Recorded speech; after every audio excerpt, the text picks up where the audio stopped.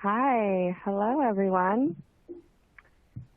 Thank you for attending today's webcast titled, What is the Cost Effectiveness and Performance of Residential Energy Loan Programs? I'm Megan Campbell with Opinion Dynamics. I'll be the moderator for this session.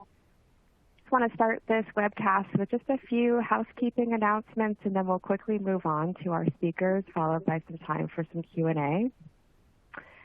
As a reminder, your screen on this platform is customizable, utilizing the various widgets that you see at kind of the bottom of your screen there.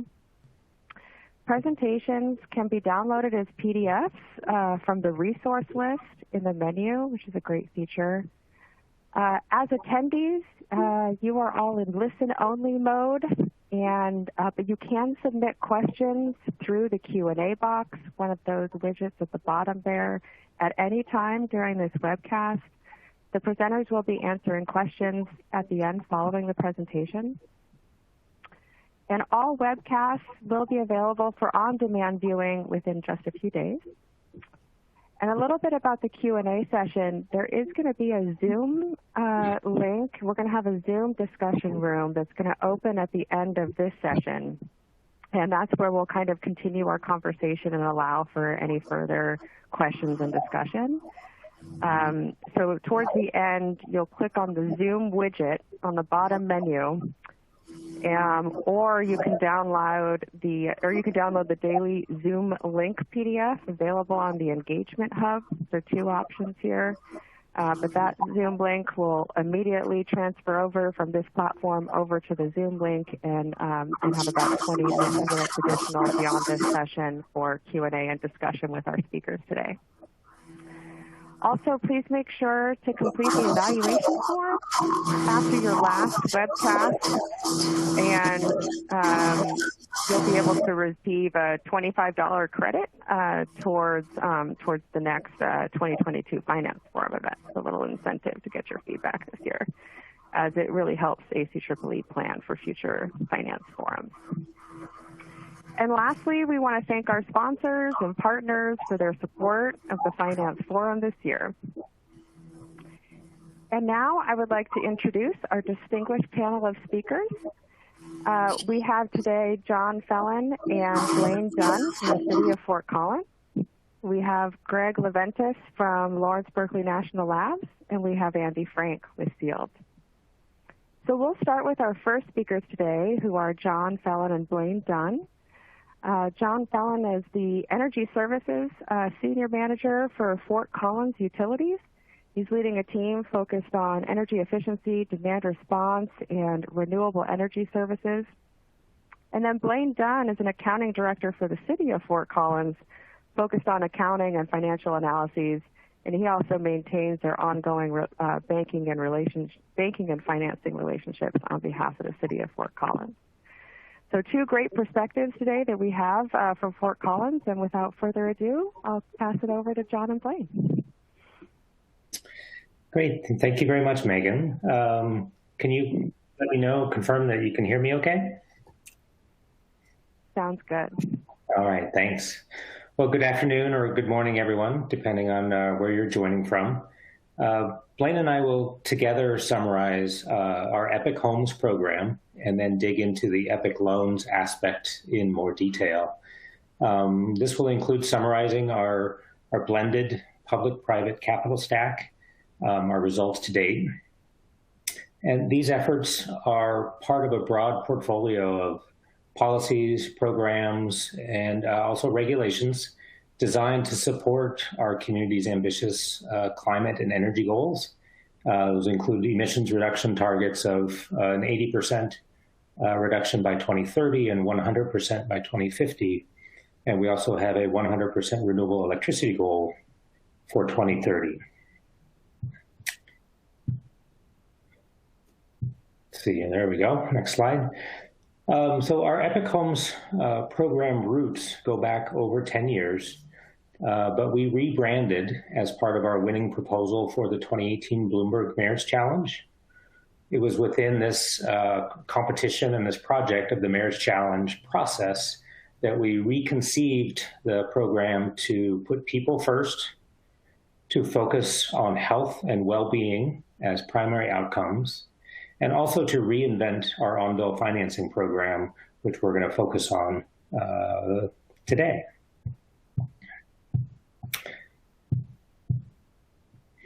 So Epic Home's streamlined model makes it far easier to implement home efficiency projects, really home energy projects, including solar and beneficial electrification, by addressing the primary barriers of time, complexity, and money.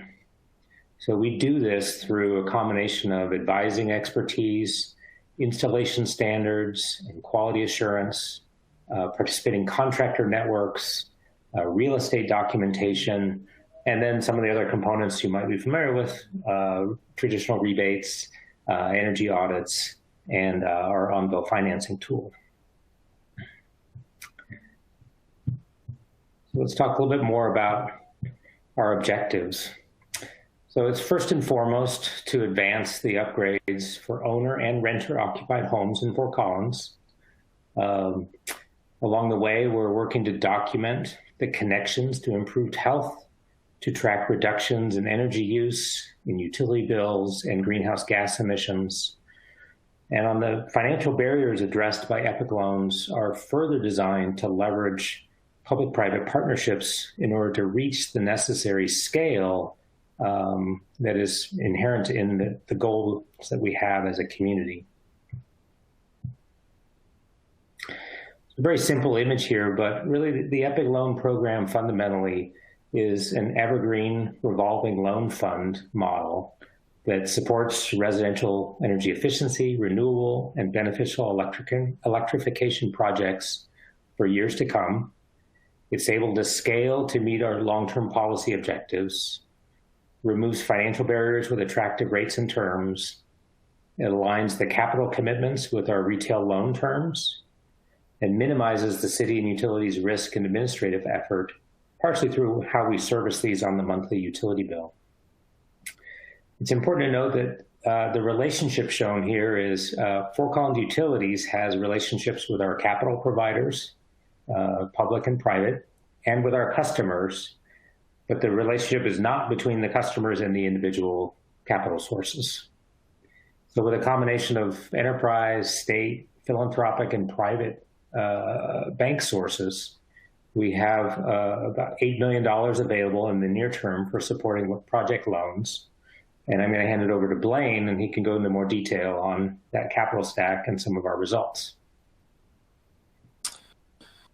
Great, thanks, John. So what you'll see here is, as John alluded to, this program really started back in 2010. And when we started that program, there was no financing option through the Fort Collins Utilities, and we started to hear and learn that that was one of the main barriers customers were facing as they tried to do these energy efficiency upgrades, was some financing option. So in 2013, we used some of our own reserves to start that financing project. We were able to show that there was a need and a want out there.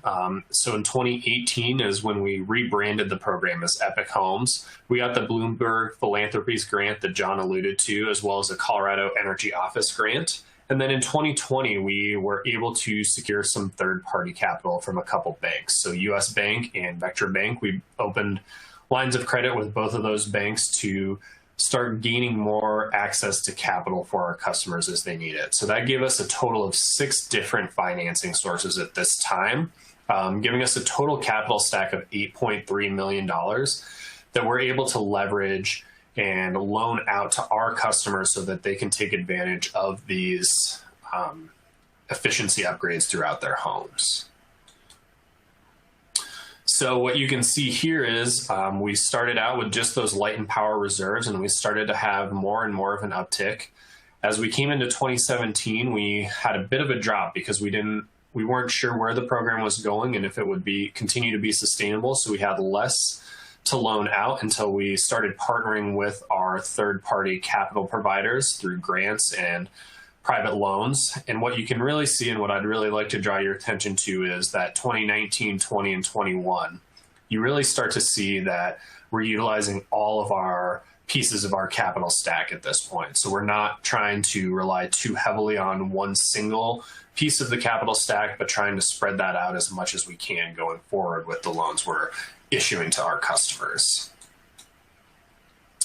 So how we did that was we got certain terms with each one of the banks and with some of our grant monies for how long our term of the loans would be, whether that be 5 years, 10 years, 15 years. And what we really try to do is those external partners, we try to match our term with the borrowed term that we're giving out to our customers. And so we take the pieces of our capital stack that are private, so banking pieces that we are going to have to pay back and that we currently are paying back, and try to match that term with a borrower term. And then we blend that with the other pieces of our capital stack. So our reserves, our philanthropic grants, and our state grants, we blend those with the private pieces to come up with a weighted average cost of capital. And that's what we're using to generate the loan terms and the customer rates that we're charging to our customers. We feel that this gives a competitive advantage to us so that we can really get that money into our customers' hands. It might not be something that they've got access to otherwise. And by coming through us, we're able to blend those different pieces of capital to give them more access to what they need to do. And then as you can see here, what you'll see on this graph is the different loan terms that we offer.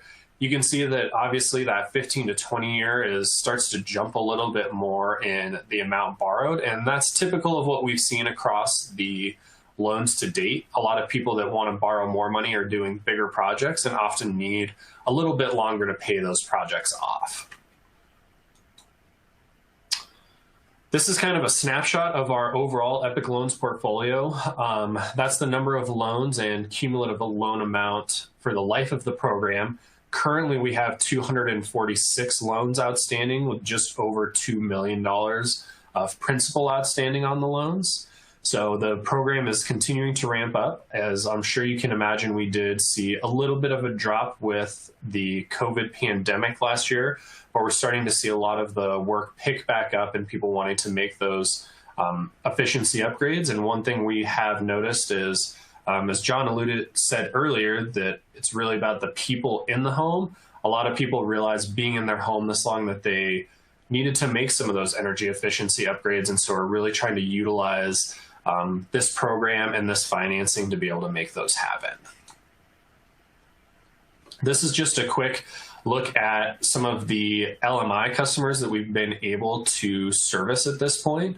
So right now we have 96 loans totaling over 1.3 million for that LMI demographic. And that is something that we're continuing to try and make inroads for. We want to try and help as many people as possible. And so trying to continue to make inroads into that LMI demographic is something that's really important to this program in ways that we're still trying to make additional strides in.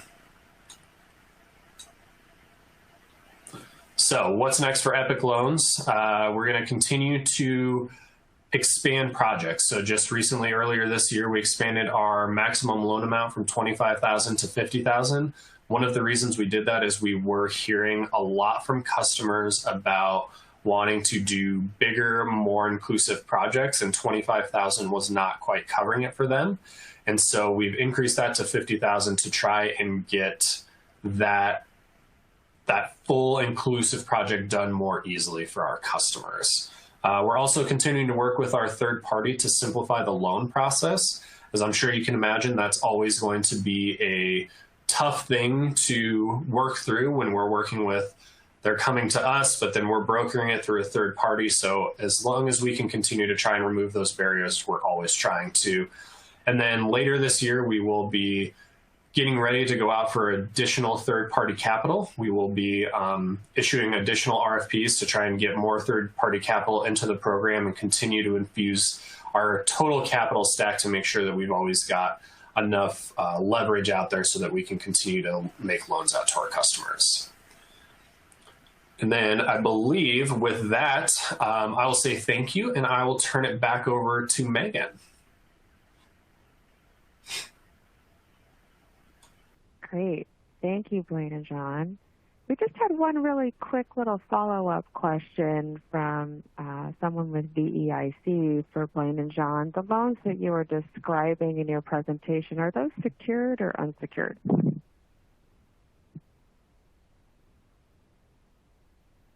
And would that be our loans, Megan, does it say? The loans we've taken out with the third parties or the loans that we're lending out? I think the ones that you're lending out. So the loans that we are lending out to customers are secured with their, they go onto their utility bill, and so they're secured with their utility bill. We are able to use the same mechanisms that we would if somebody had an unpaid utility bill to recoup any of those loan payments. So that can include shutoffs, liens against properties, those kind of things. We have the same mechanisms with those loans as we would have with an unpaid utility bill. There is an aspect where the loans are recorded with the county, but the purpose of that is not security. It's really to cloud the title, as these loans are due upon sale of the house. So it's often perceived as a form of security, but in our case, we're not using it for that purpose. Okay, great, thank you. I think we do have just a couple more minutes, so we've got a couple more kind of clarifying questions for you. This one comes from ICF. Nora, how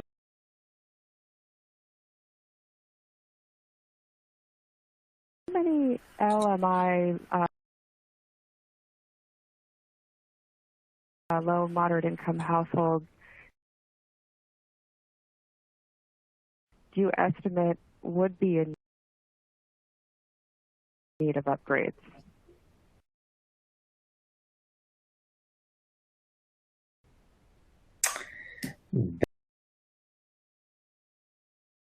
That is a great question.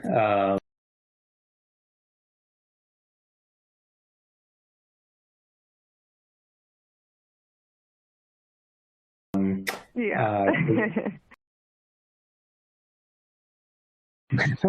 don't have necessarily a firm number on that. Our focus through the kind of kicked off by the Bloomberg Project, and will continue,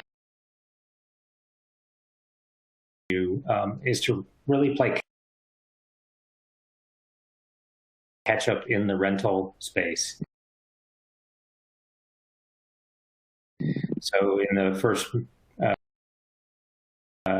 quite a few years of our program, we did not see significant uptake in the rental market.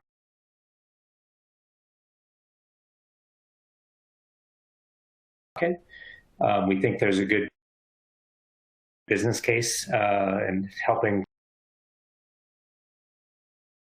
property owners do that, and the loans is one tool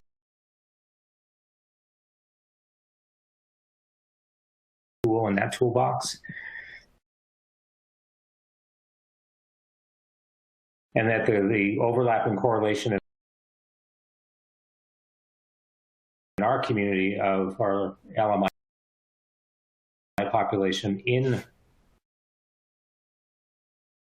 rental properties is very high as well.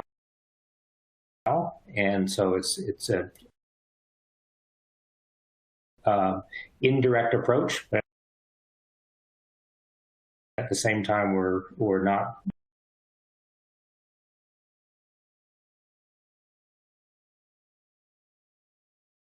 structuring it as an income qualified program at all, but through that targeting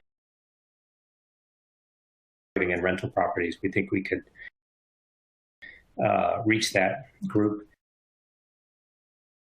We do have close to 50% of our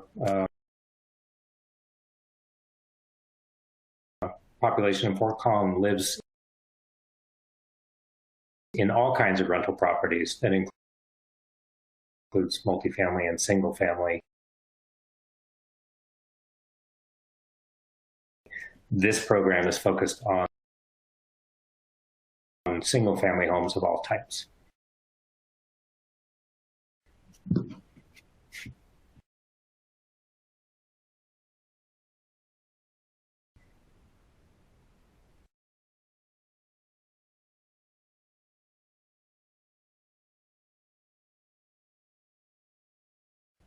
Great, thank you. And I'll just pose one more question and then we'll move on to speakers. And we've got a number of great questions for you all that will kind of continue in the Q&A session. So you've got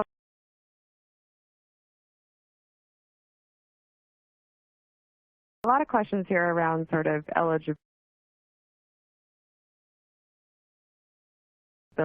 and underwriting criteria. So I wonder if you could kind of generally talk about what underwriting criteria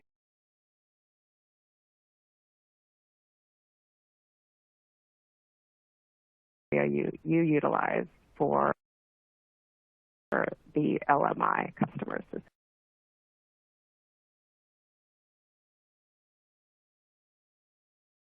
specifically.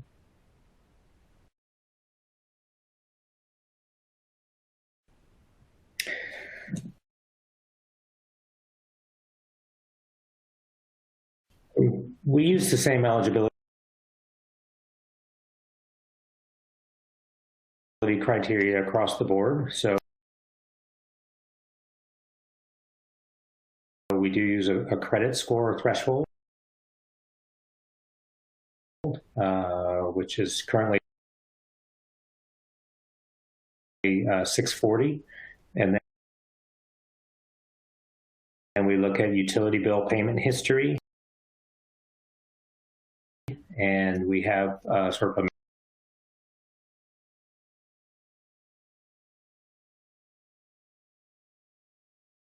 matrix of that. Is essentially looking at no late payments in the last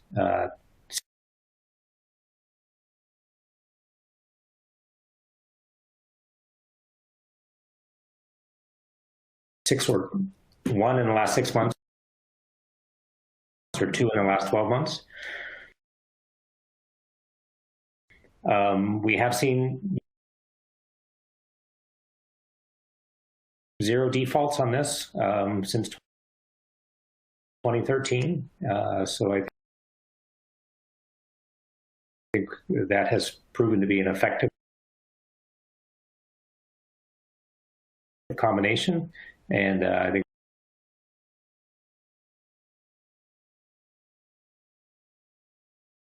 we'll continue to look at those thresholds perhaps in the future. Blaine, anything to add to that? Or? No, I think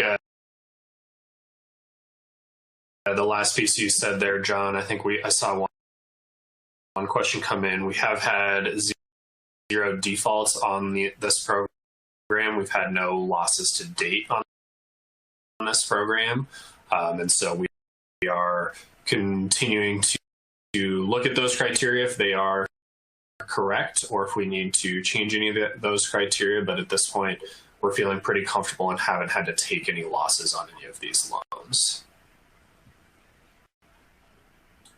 Great. Okay. Well, we've got a lot more interesting kind of Q&A and discussion to come up, so we'll circle back with you further a little bit later, John and Blaine. But for now, our next speaker, we will move to Greg Leventis. Greg is a program manager with Lawrence Berkeley National Labs in the Electricity Markets and Policy Department. He's been focusing much of his career lately on researching demand-side efficiency with a focus on energy efficiency finance. So Greg, we'll hand it over to you for your presentation. Great, thank you so much. Can you hear me and see me? Am I moving? I will take that as a yes. But thanks, Megan. I want to thank ACEEE for giving us this opportunity to talk about this work. I also want to thank Department of Energy's Office of Weatherization and Intergovernmental Programs and their Office of Strategic Analysis for funding this work. So this was a project for the State and Local Energy Efficiency Action Network, or C-Action Network. And ultimately, it's going to be a report that analyzes leading energy efficiency financing programs in order to characterize their performance and to make the data available for lenders and for program administrators, for state and local governments, and for other stakeholders. The report is currently going through the review process, and we hope that it's going to be publicly available in the next few months. So first, I want to give a bit of an introduction to the project. Then I'm going to go into some descriptive statistics that are focused on some specific characteristics of the loans and of the borrowers. And then after that, we'll take a look at the results of our analysis of loan performance. And finally, I'll talk a bit about comparing these energy efficiency loans to other types of loans. Now, there were 3 of us at Berkeley Lab who worked on this project, me and my colleagues Sean Murphy and Jeff Deason, and we worked on different aspects of the analysis. So I'd like to acknowledge that Jeff is here as well to take questions when we get to the questions. But to start off with sort of an introduction of the project, this project was inspired by the fact that there are several energy efficiency financing programs which now have extensive track records. And so our objective is to analyze the makeup of the portfolios for which we were able to obtain data and their performance, and then how they compared to other financing types. All right. So we studied 4 portfolios: the Connecticut's SMART-E program, Pennsylvania's Keystone Help, Michigan Saves programs, and NYSERDA's On-Bill Recovery and Smart Energy loans. And we are very grateful to these programs for sharing this data with us and for really going above and beyond in terms of answering questions, giving us input, and reviewing our work. So 3 of the portfolios finance both energy efficiency and solar, but in our analysis, we included only loans for energy efficiency. Also, for 3 of the portfolios, data was available from the beginning of the program to the beginning of 2020. But for Keystone Help, data only went through 2017, although it does include 11 years of data, and that covers an economic cycle, the Great Recession of 2008 to 2009. But in total, as you see on the bottom here, we had over 52,500 energy efficiency only loans for our analysis. So first, I'm going to give a bit of description of the loans and the borrowers and the programs. And this first slide here shows the amount that folks are taking out in these programs. You can see it's very concentrated right around the $5,000 to $10,000 range. They average at just about $10,000. And then the loan term, the median loan term and the mean is 10 years. And although you do have NYSERDA is the outlier there, over with the 15-year terms. The interest rates, again, the average and the median interest rate are the same. They're at 5%, but they range from 0% to almost 9%. And the takeaway is that the interest rates do vary a good bit, and they're very correlated, as you would expect, with the programs themselves. Next, looking at the monthly payment rates, we see that on average, participants in these programs are paying around $93 per month on these loans, which is sort of in the ballpark with what John and Blaine were saying. They said that theirs were about $123 per month. So then looking at the borrowers, so for income, we were able to get borrower census tract income data for 3 out of the 4 programs. We did have household income for one program, but in order to share it, we looked at the census tract income that we could get for all of them. And we found that when you pooled the data for the three programs, the average tract income is 91% of the area median income. Now, going on to credit scores, in terms of the credit scores, the borrowers in these programs are higher credit. So across all 4 of the programs, the average credit score is 734. And you see that for all programs, most borrowers have credit scores that fall into the 721 to 780 range. And you'll see that that's important when we look at the performance analysis next. So how do these energy efficiency loans pay back? Well, first, looking at the delinquencies. By delinquent here, this means that these loans are 30 to 120 days have passed without payment. And on the y-axis here, you have the percentage share of outstanding balance of loans that are 30 to 120 days late in making a payment. And then on the x-axis, it indicates which program this information is from, and the bar all the way to the right shows the loans that are pooled across all programs, and you see that the delinquencies there are those are about 1.6%. Now, this data comprises a pool cut, which means that we have information about all the loans up to a point in time, and the data is from that point in time. So these are delinquencies as of the date of the data sets that we have. Now, next, if we look at it by losses, so by losses, we mean that the program administrators or lenders have charged off these loans. And here we counted loans that either the programs identified as charged off or ones that were more than 120 days delinquent. Now, this chart shows the share of principal that's been charged off, that is, the losses. So both cumulatively and annually. And the cumulative losses are all of the charged off loans since the program inception.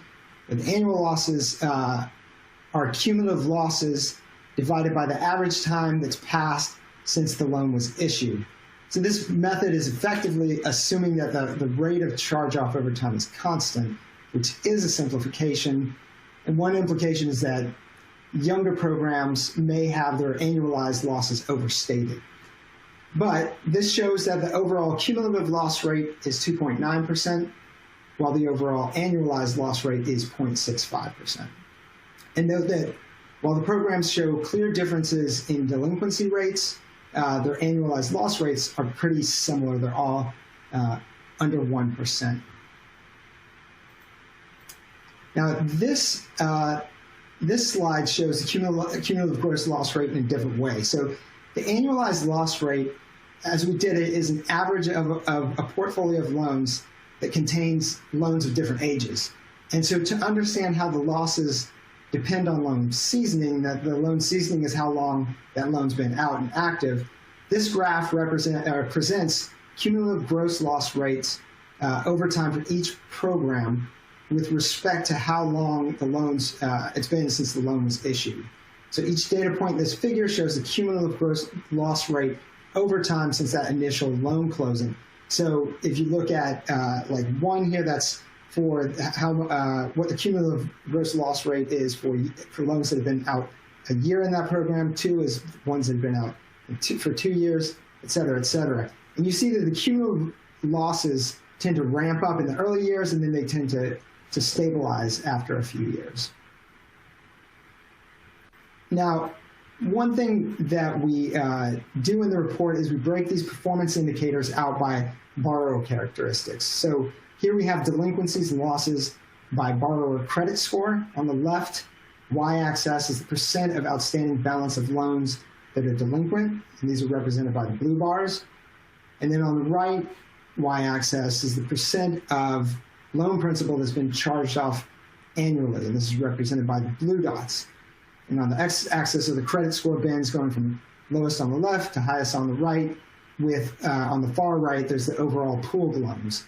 And what you see here is that there's a very strong relationship between credit score and both delinquencies and losses, not surprisingly. Now, in this next slide, what you see is this is the same thing, but broken out by area median income. Again, this is where the census tract income fits in. This is not household income. But you do see that there's also a relationship here, but that it's not nearly as strong as the relationship with credit.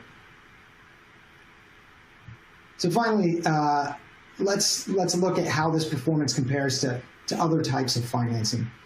Now, there are no perfect comparators to these energy efficiency loans, not just because of the differences that we observe in the loans.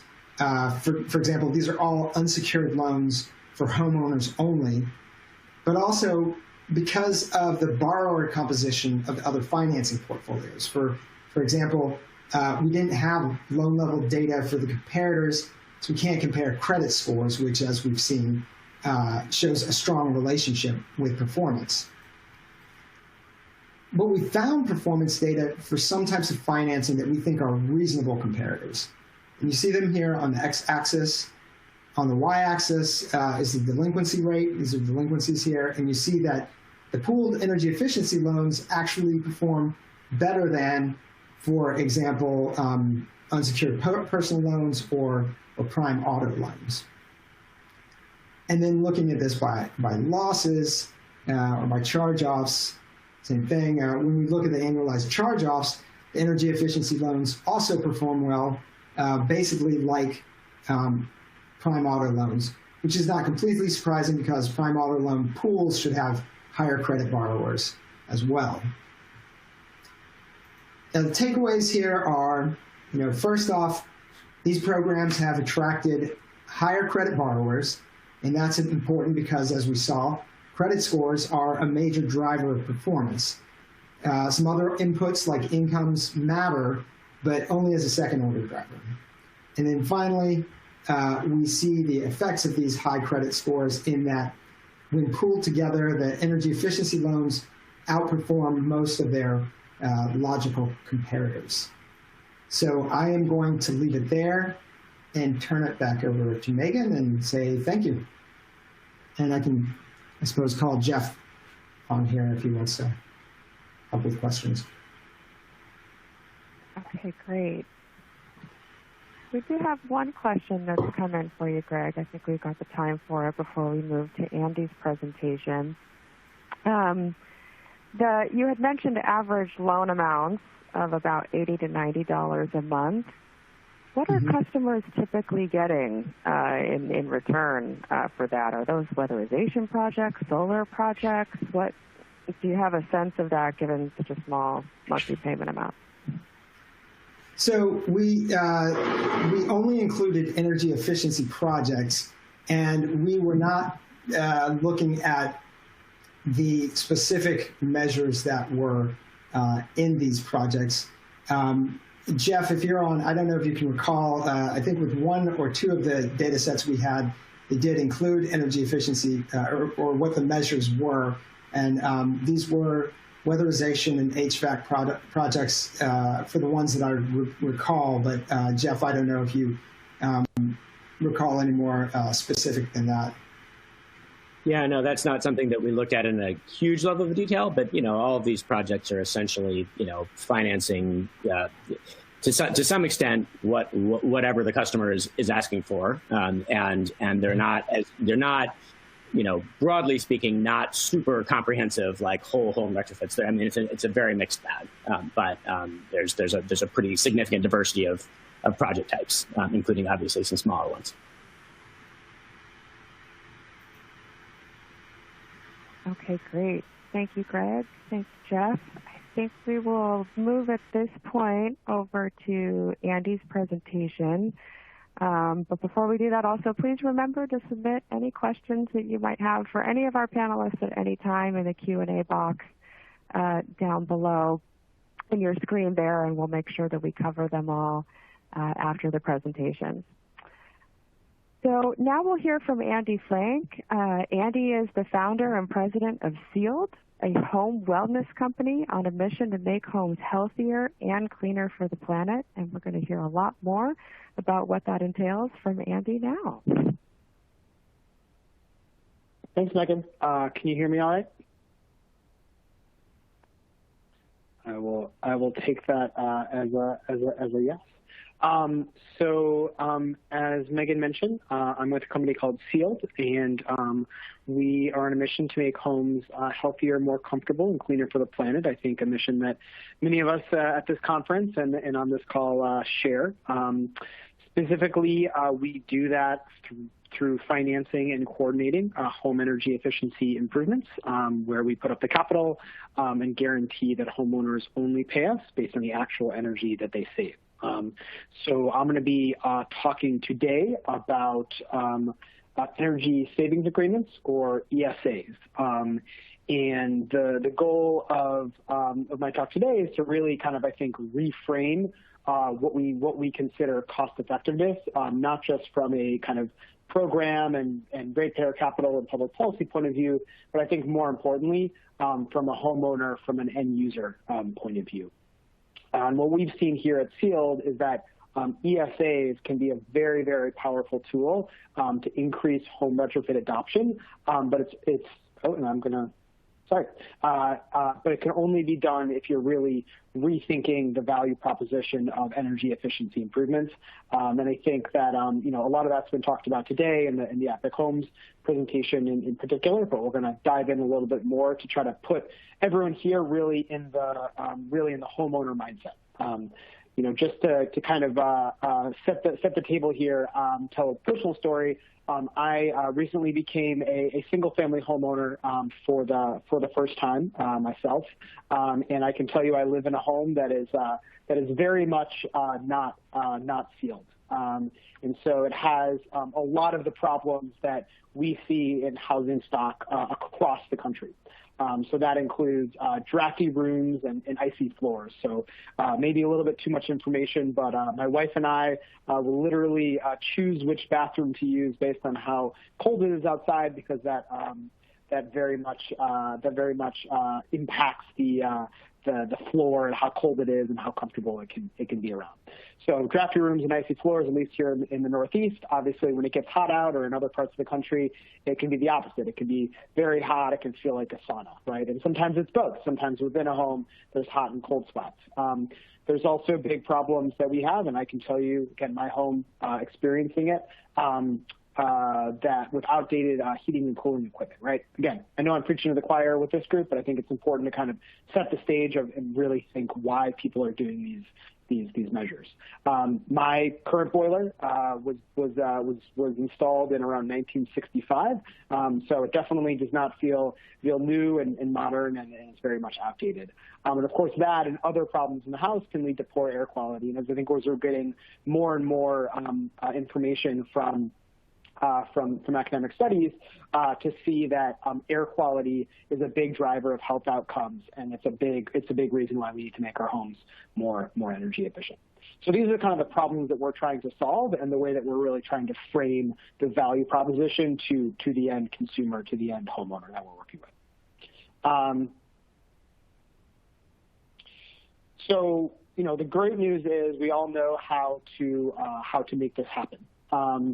So we know that combination of insulation or other weatherization measures, including air sealing your home, is a big way we can make homes modern, more comfortable, more energy efficient. We know HVAC, especially with newer technologies like heat pumps that are much more efficient, are another way, and of course smart thermostats and other smart home tech. Again, preaching to the choir with this group, but it's the great news is the technology is there, and the projects are getting bigger and bigger and bigger as we more aggressively decarbonize our homes. But what we also know is true, and again, preaching to the choir with this group, is that upfront costs are a big barrier to adoption, and just some numbers to, I think, really to really orient this. So at least historically, the average project that Sealed sells is about $10,000. That number has actually, this number is a little bit outdated.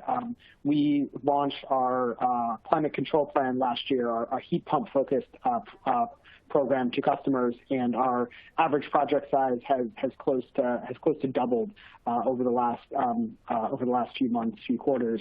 But regardless, $10,000 or $20,000, it's a lot of money, right? Most people either don't have that money, and/or they would frankly rather spend it on something else, right? They want to put it into a college fund, they want to remodel their kitchen, they want to go on a nice vacation.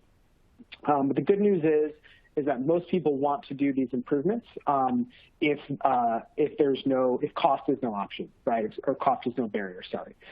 So that's the good news, right? We know that most homeowners across the country want to get this work done. But the kind of brutal math, the brutal truth here is that most people have not budgeted for this. So across the U.S., an average homeowner budgets less than $3,000 for all home improvements per year. So by the time they're getting to energy efficiency improvements, they probably moved out of the house. And the other kind of brutal truth is that most people do not want to finance these types of home improvements with traditional loans. Less than 10% of homeowners prefer to basically upgrade their home or pay for home improvements of this size with loans. So what do you do about it? So we think ESAs, energy savings agreements, of which Sealed is offering one in the market right now, offers the best way to solve these problems.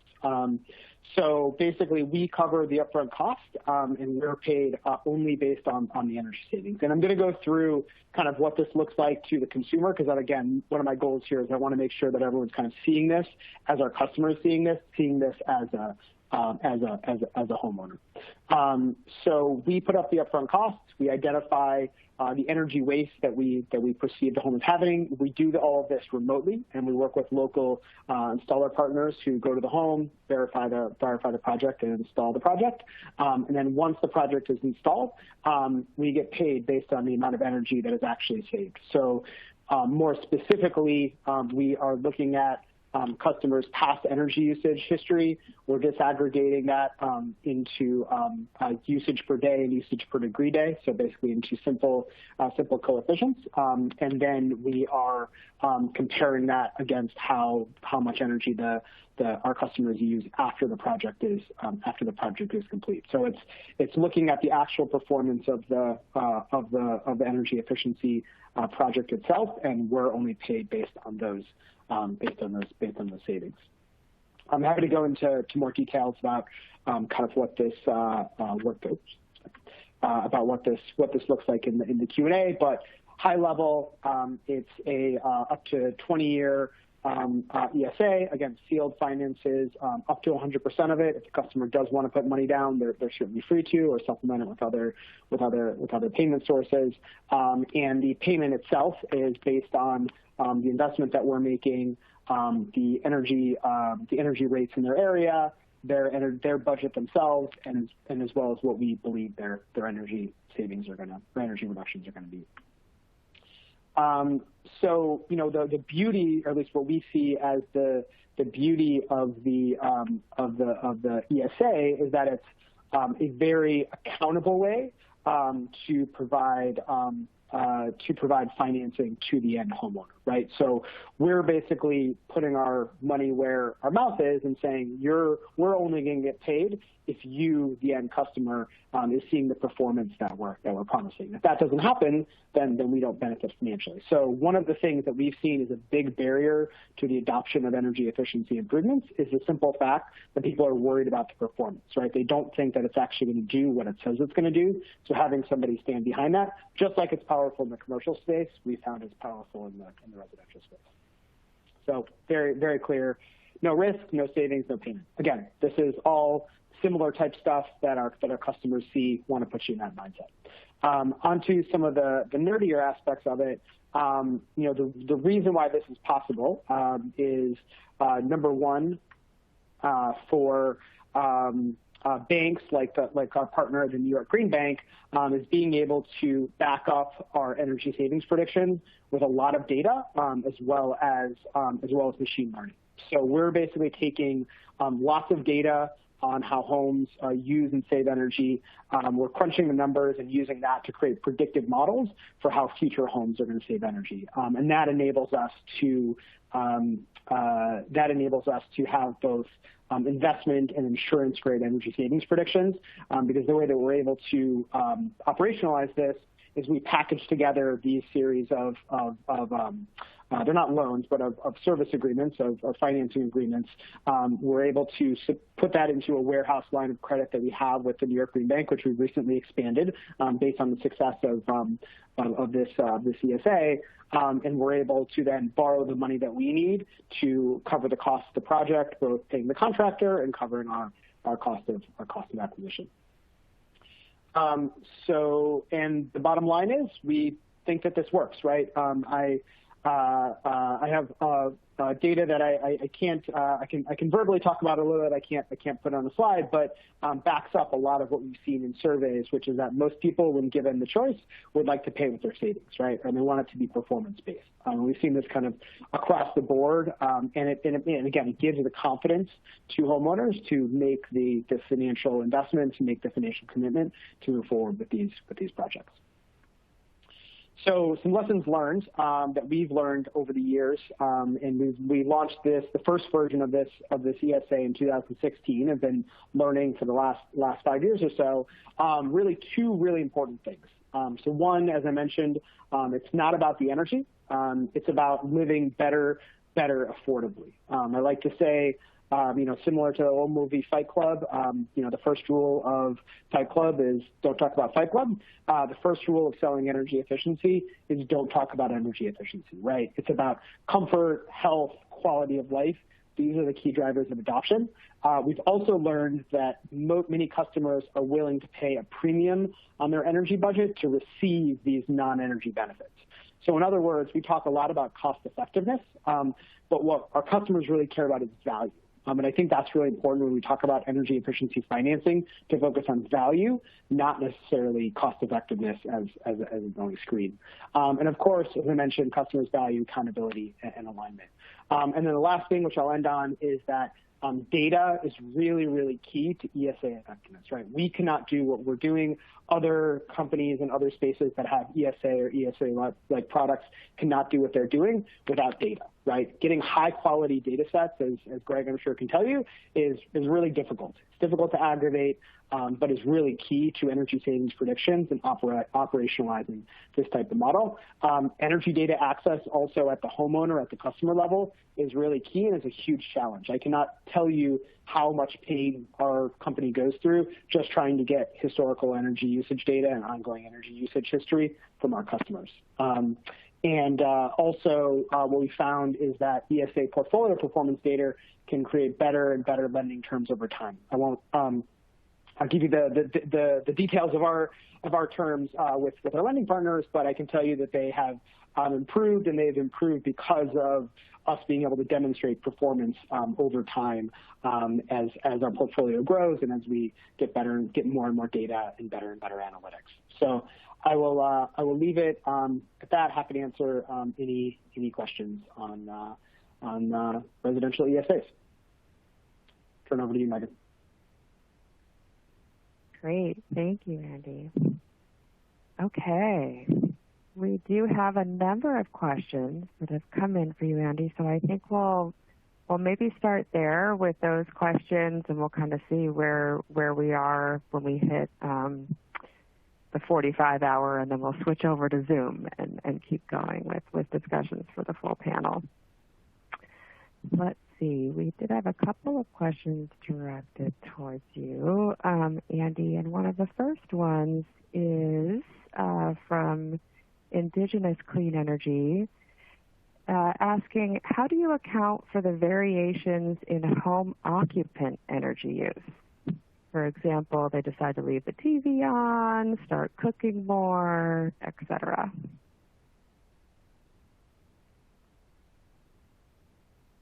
Oh, I think you might be on mute there. I can't quite hear you. Sorry. It's a great question, and it's actually one of the first things that we had to solve in creating this product. And the way that we did it was by kind of changing the paradigm of how to solve the problem of getting energy savings accuracy at a home level. And we did it by solving a different problem than trying to be accurate on an individual home basis. What we tried to solve, which we think we have, is getting accuracy at a portfolio basis. So we are not claiming, nor can we, with 99% accuracy predict the actual energy savings on an individual home. Hopefully in the future, if we get enough data and crunch everything, we'll be able to get there, but that's kind of not our goal. Our goal is to get to 99% accuracy, which we do have on the portfolio level. So all of those behavioral changes are going to happen, and we're certainly tracking them from a portfolio perspective if there's any factors that we need to take into account. But we're not Big Brother. We're not going to track every little thing that happens in your home, or when your uncle moves in for a couple months or anything like that. We're just looking at the portfolio performance, and what we found is those factors tend to balance each other in a portfolio. Great, thank you, Andy. We've got one more from Xcel Energy asking, since this is based on energy saved, do you find that's limiting at all in terms of the types of energy efficiency upgrades that customers can make? Thinking specifically about maybe beneficial electrification measures, and is there any sort of limitations around that, given that, again, just sort of based only on energy saved? Yeah, great question. So we actually are big believers in beneficial electrification. As I alluded to before, we rolled out what we call our climate control plan last year, which is a plan focused on heat pumps, air source heat pumps in particular. And what we did there was actually focus on efficiency, but translate everything into a common unit. So basically, for climate control plan customers, we're doing the same.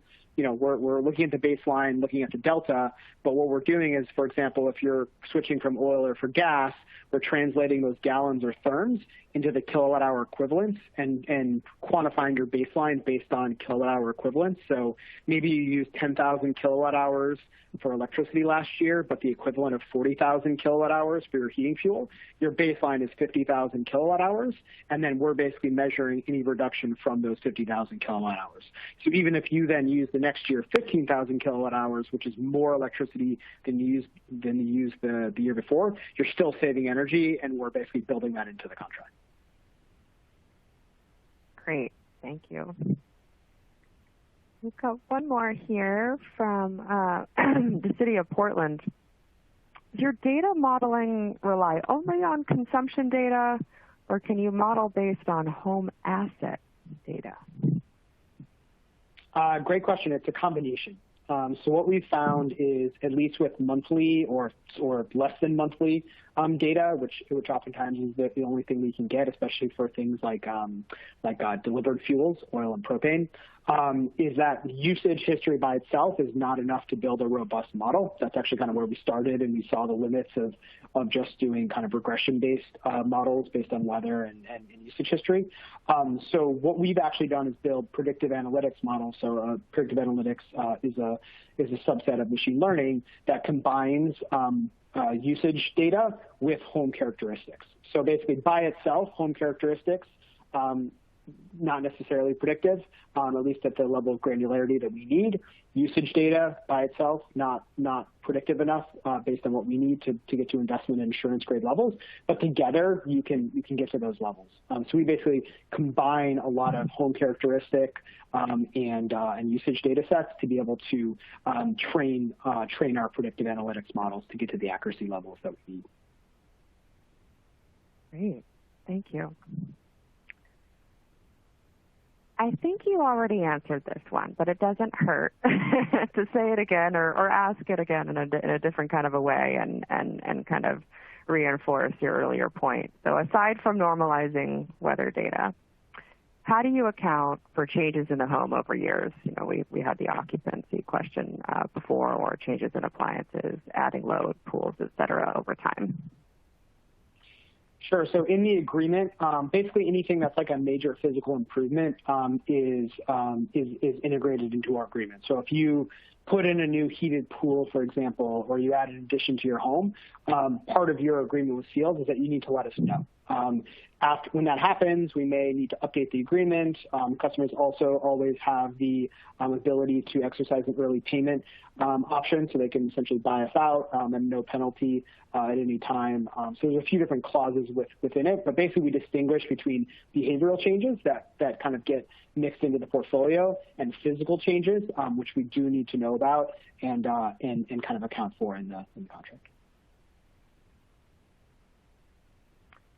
So this is an interesting one, kind of going a little broader, and this comes from someone with NYSERDA who asks, you know, with no risk, in other words, no payments with no savings, why haven't ESAs received more uptake in the residential sector from your perspective? It's a great question. I think there's a couple things going on.